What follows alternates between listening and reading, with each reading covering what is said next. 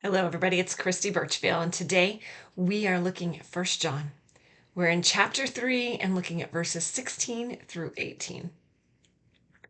Again, John has been talking about life and love and trying to explain those concepts in a way that the early church could understand. These were still new ideas to them. They were so used to doing things to really show and demonstrate what God had done for them, and it was hard for them to understand this idea of mercy and this idea of grace.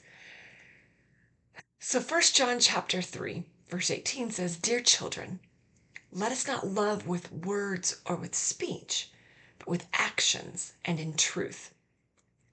You see, love must be lived out.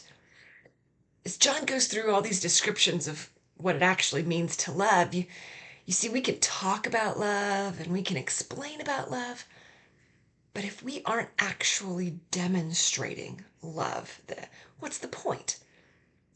John knew that in the church these days, times were tough. They were being persecuted. There was people trying to kill them and being against Christ. It was a very challenging time. And honestly, it's not unlike a lot of times in a lot of places in the world today for Christians.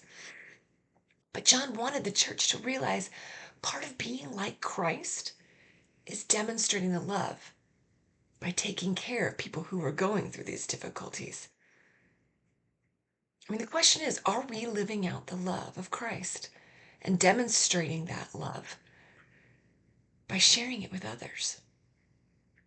Love cannot just be something that you say. Love must be something we do.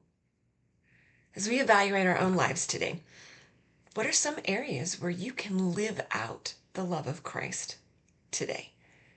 How can you demonstrate the love of Christ to someone else who needs to see it desperately? I'd love to hear of how God uses you today to show his love to someone else.